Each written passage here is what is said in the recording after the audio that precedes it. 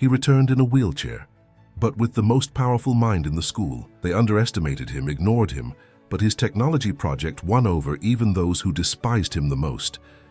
And when the silence turned to applause, no one remained. The morning when Matthew Velasquez Fisher returned to Westlake Technical High School after 6 months of absence, silence took over the hallways.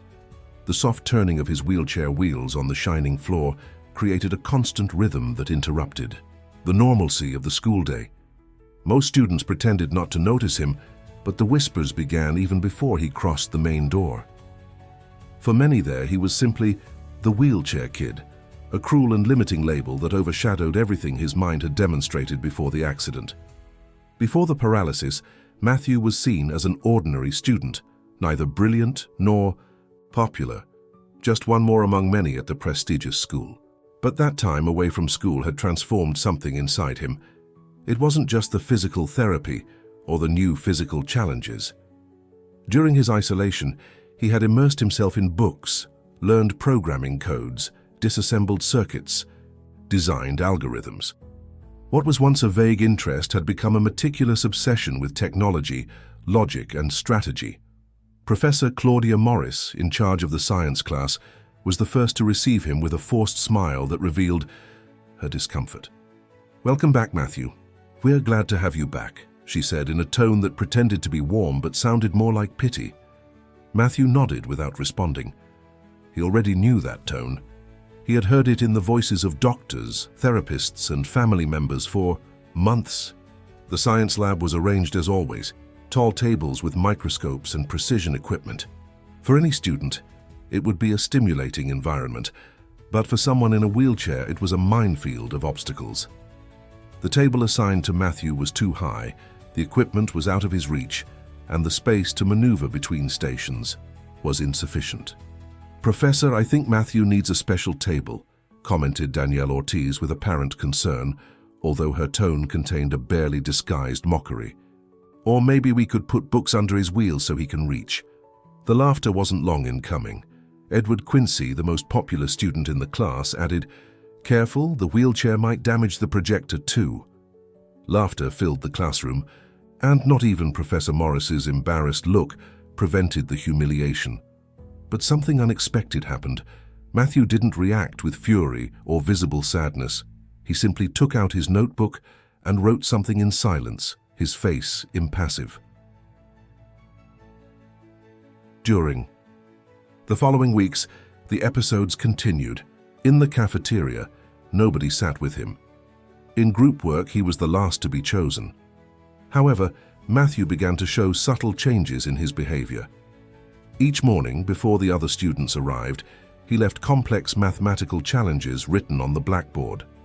No one knew where these enigmas came from, but they soon became the topic of conversation in the hallways. "Did you see today's problem?" one student would ask another. "It's impossible. Not even Professor Ramirez could solve it." The mystery of the math problems grew when the principal, Dr. Robert Vega, offered special recognition to whoever could solve 3 consecutive challenges. The competition sparked interest even among the most indifferent. Edward and his group of friends set out to discover who was behind the enigmas, convinced that it must be some senior student or even a teacher. One afternoon, as the library emptied, Matthew remained working on his laptop. The late afternoon light came through the wide windows of the historic building, bathing the bookshelves with a golden glow.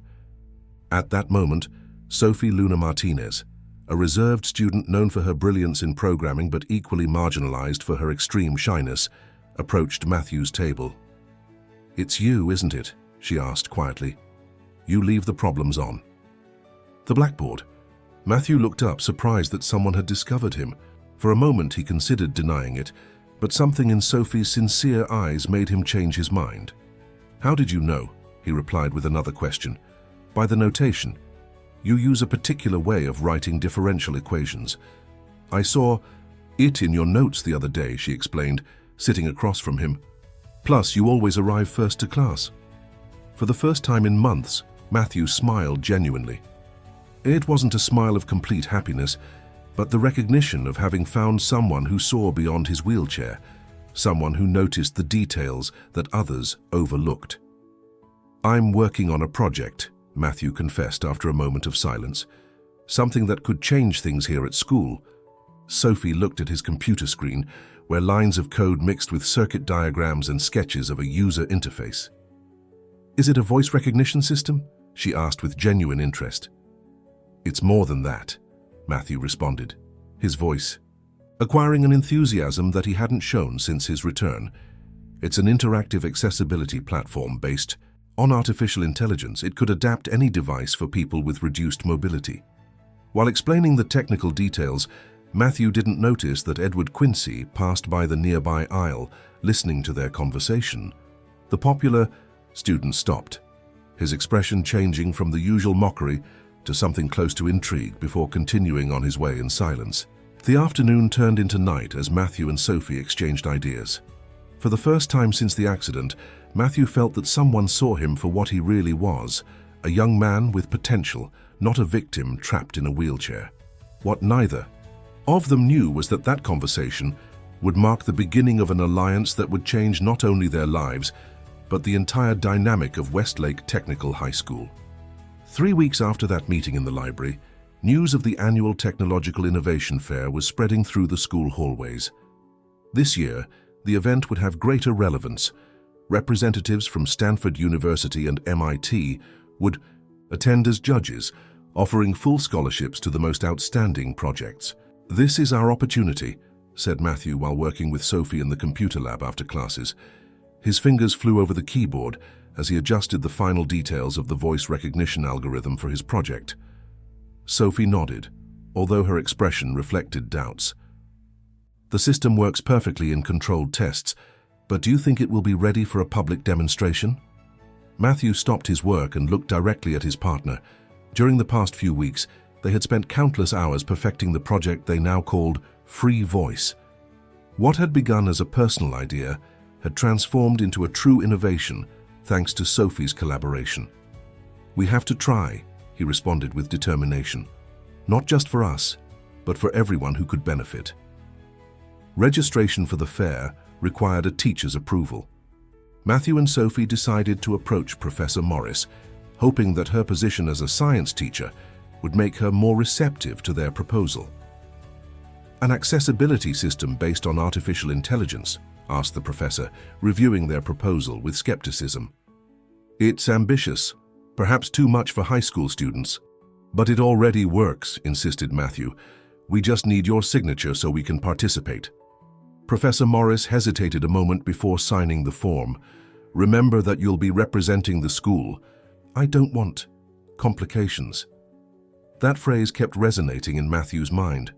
Complications. Was she referring to possible technical failures or to the fact that a student in a wheelchair would be the face of the project?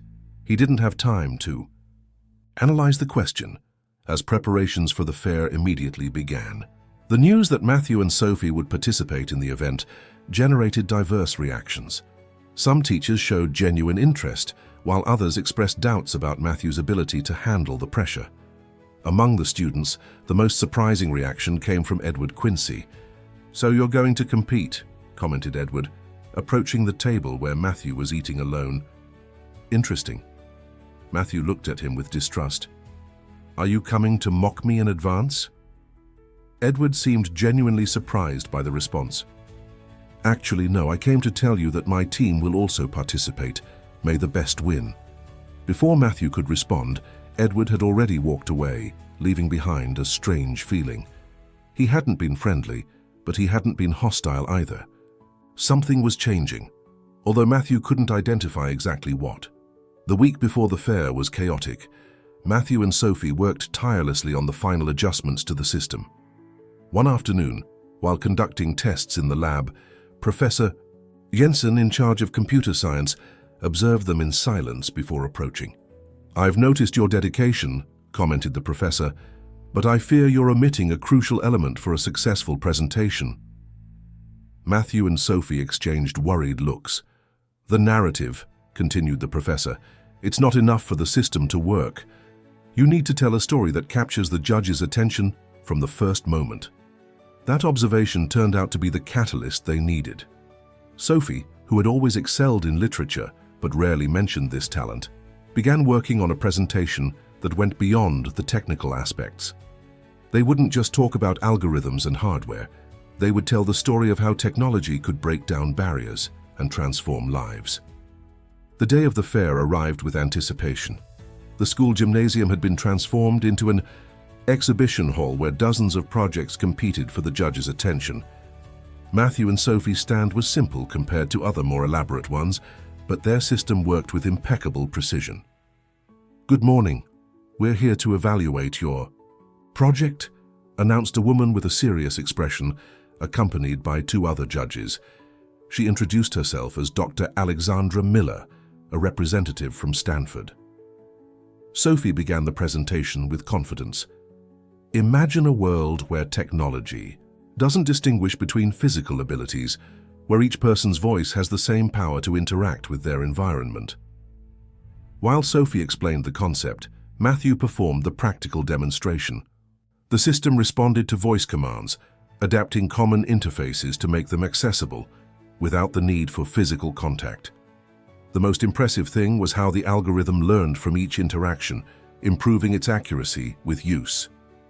"The true innovation," explained Matthew when it was his turn, "is not in the individual components but in how they integrate to eliminate barriers."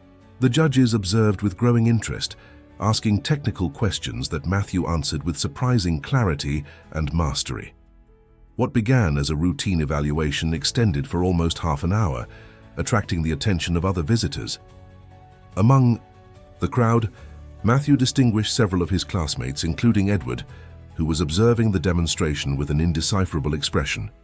He also noticed Principal Vega, who seemed impressed by the attention their project was receiving. At the end of the day, the school auditorium filled for the award ceremony. Matthew and Sophie sat together, trying to control their nerves as the judges announced special mentions and secondary recognitions. "And now," announced Dr. Miller, "the project selected to represent the region in the National Young Innovators Exposition." An expectant silence filled the auditorium. For its social impact, technical viability, and inclusive vision, Free Voice by Matthew Velasquez and Sophie Luna. The auditorium erupted in applause. Sophie jumped up, while Matthew moved forward, in his wheelchair toward the stage, his face reflecting a mixture of amazement and disbelief. As he went up the adapted platform to receive the recognition, his gaze swept over the audience and caught something unexpected. Edward Quincy, his former bully, was applauding with genuine respect. The return to classes after that triumph marked the beginning of a subtle but significant change. The whispers were no longer of mockery, but of contained admiration. However, not everything was celebration. One morning, Matthew found an anonymous message in his locker. "The fair was just luck. Some parents think you got an advantage because of your condition." Those words revealed that, despite the recognition obtained, the battle for true acceptance was just beginning. The controversy erupted 2 days later when the school newspaper published an article about Matthew and Sophie's triumph. In the anonymous comments section, several parents questioned the judge's decision, suggesting it had been influenced by emotional considerations rather than technical merit. Some even insinuated that Matthew's participation in the national exhibition could give the wrong image of the school. "It's ridiculous," exclaimed Sophie, throwing the newspaper on the library table. "Our project won because it works better than any other. Period." Matthew remained quiet, his gaze fixed on the window. For years he had been invisible. Now that he stood out, they wanted to return him to the shadows. "Maybe I should resign," he finally murmured. Sophie looked at him, horrified. "Resign? After all we've worked for?" "Think about it," replied Matthew. "If I withdraw, you could present the project. No one would question your victory." Sophie's response was emphatic. "If you resign, I resign with you. And the project dies here." That same afternoon, while discussing their options, an unexpected figure appeared in the library, Edward Quincy. Without asking permission, he sat down across from them. "I heard you're considering withdrawing," he said directly to Matthew. "Are you coming to celebrate?" asked Matthew bitterly. Edward shook his head. "I'm coming to tell you it would be a mistake. Your project is superior to ours, I know because I studied it thoroughly. Sophie and Matthew exchanged looks of surprise. I wasn't always fair to you, continued Edward, visibly uncomfortable, but this isn't about me or you. It's about merit, and your system has merit. Before Matthew could respond, Edward took out a tablet and showed a digital petition titled Support for Innovation Without Prejudice. It already had more than 50 student signatures. Most of the school is with you, affirmed Edward, including me. That unexpected intervention was just the beginning. In the following days, more students and teachers expressed their support. Professor Jensen organized a special presentation of free voice for the entire educational community, allowing parents and students to personally experience the technology. During that demonstration, something happened that no one had foreseen. The mother of a freshman student who used crutches due to a degenerative disease tried the system and broke into tears when experiencing how she could control devices without physical effort. This would change my daily life, she declared before all those present. It's not just a school project, it's a real solution for real people. Her testimony transformed the perception of the project. Suddenly, Free Voice was no longer just Matthew and Sophie's creation. It had become a symbol of what inclusive technology could achieve. Principal Vega, who had remained neutral during the controversy, finally took a position. Our school has always sought excellence, he declared in an extraordinary assembly, and excellence does not distinguish between physical conditions. Matthew and Sophie will proudly represent our institution at the National Exhibition with all our support. Preparation for the National Exhibition coincided with an announcement that electrified the school. A major technology company would fund the construction of a new innovation laboratory at the institution. The only condition was that a technological inclusion program be implemented, inspired by projects like Free Voice. During the installation of the new laboratory, a decisive moment arose. The technical team faced difficulties in correctly configuring the central system. Edward, who had been assigned as an assistant due to his knowledge, was trying to solve the problem without success. We need specialized help, he admitted, frustrated. This will delay the inauguration for weeks. Matthew, who was observing from the door, moved forward in his chair. I can help, he offered simply. Edward visibly hesitated. It's a pretty complex system. I know, replied Matthew. I've studied its architecture. The problem is in the configuration of the communication protocols. During the following hours, Matthew guided Edward through the reconfiguration process. What could have been a competition of egos transformed into a fluid collaboration where each contributed their strengths. By the end of the day, the system was working perfectly. I don't understand, confessed Edward, as they put away the tools. Why did you help me after how I treated you? Matthew reflected before responding, because this is more important than our differences, and because everyone deserves second chances. That exchange marked the beginning of a profound change in the social dynamics of the school. The invisible barrier that separated Matthew from the rest began to dissolve. It wasn't immediate or complete, but it was real. The National Exhibition turned out to be everything they had hoped for. Free Voice not only won in its category, but attracted the attention of investors and professional developers. Matthew and Sophie returned with offers from special university programs and proposals to continue developing their technology. The real turning point came when Stanford University invited Matthew to participate in a mentoring program for young people from marginalized communities. Not as a student, but as an instructor. He, at just 17 years old, would guide other young people, some older than him, in developing technological solutions for local problems. Will you accept? Asked Sophie, as they shared a coffee in the small cafe across from the school. I already did, replied Matthew with a smile, but I asked for it to be a team, you and me. The culmination of that extraordinary year came with the inauguration ceremony of the new laboratory. To Matthew's surprise, Principal Vega revealed the commemorative plaque, Inclusive Innovation Laboratory Free Voice Project. Before an audience that included the entire educational community, local authorities and university representatives, Matthew was invited to give a speech. From his wheelchair, He looked at the faces watching him with expectation. When I returned, to this school I believed that my biggest obstacle would be the stairs, the high tables or the narrow hallways, he began. I was wrong. The real obstacle was the invisible barriers, indifference, prejudice, limited expectations. He paused, looking for Sophie among the audience before continuing. But I was also wrong about something more important. I thought I would have to overcome these obstacles alone. The truth is that no significant innovation emerges in isolation. It takes community, collaboration, and the willingness to see beyond appearances. His gaze swept the auditorium, briefly stopping on Edward, Professor Morris, Principal Vega. This laboratory is not a monument to a technological project. It's a reminder that true accessibility begins when we break down the barriers in our minds, when we stop seeing limitations and start seeing possibilities.